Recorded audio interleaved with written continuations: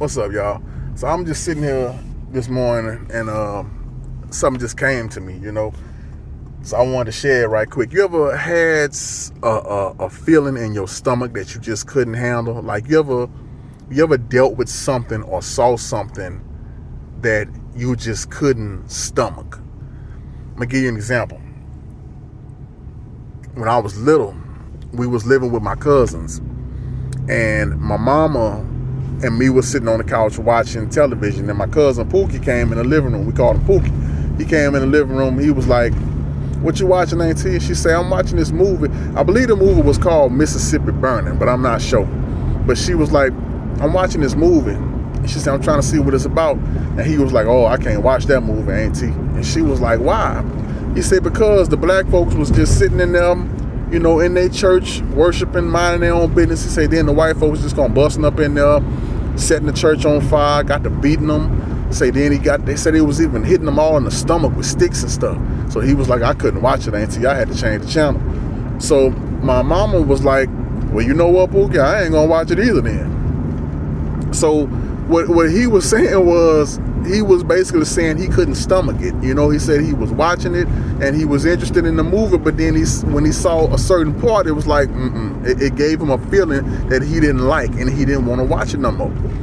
He couldn't stomach it. You know what I'm saying? He didn't want to stomach that. And so that's how I feel when it comes to certain preachers. See, when I hear a preacher that's always talking about money, I can't stomach that. I can't. I maybe the first time, maybe even the second time, and at the most the third time I'll deal with you. But after that, it's like when I see you constantly asking for money, I can't stomach that. It gives me a feeling in my stomach that I don't like. It gives me a feeling that I don't like. And when I get a feeling I don't like, I don't care how powerful.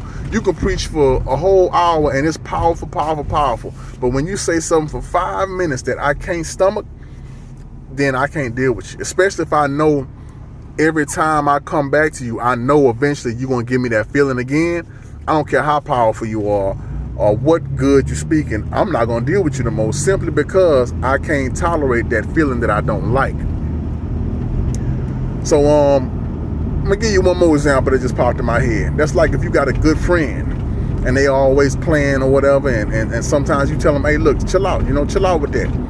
And then when they, come around, you hanging out with them again, they playing again, and you like, "Man, look, stop doing that," Y'all, you hook up with them again. They may not do it that time, but the next time they do it again, you like, "Bro, I told you, stop." You know what I'm saying?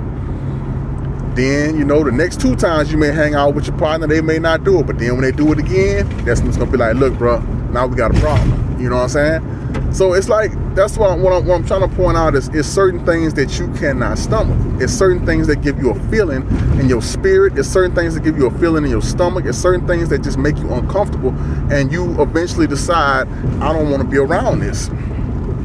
So in the book of Job, chapter 20, I believe it's somebody else talking to Job. I just glanced over it right quick, because as soon as this came to me, I just looked up in the Bible. I Googled, Bible sour stomach, and this is what came up.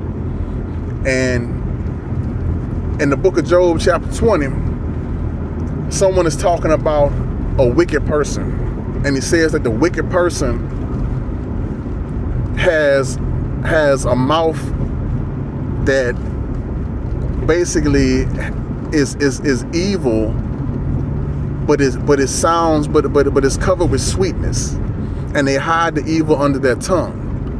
Their wickedness is basically covered with sweetness, and the wickedness comes out sounding and tasting so sweet, but it's really wicked. And it says that on the inside of that person, the meat on the inside of that person, whatever's in their stomach, is souring because of the venom inside of them. That's what it say in Psalm chapter 20. I don't have another book in my vehicle. I would read it exactly how it says, but it basically says that wickedness comes out of their mouth in the form of sweetness, and that anything inside of their stomach sours because of all the venom inside of them.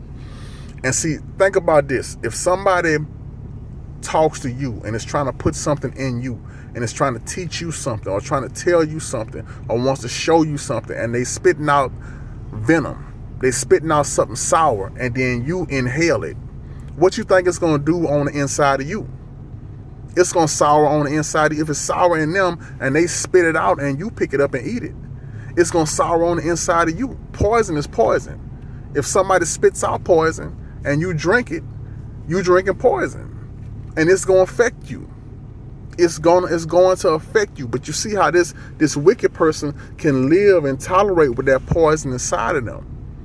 You might not be able to tolerate that poison inside of you, but if you start tolerating it, then guess what? Now you're becoming poison just like they are. So I'm saying all that, y'all, just to say, if somebody gives you a bad feeling, if somebody gives you a bad vibe, if somebody says something that don't sit right with you, then you might want to get away from that person.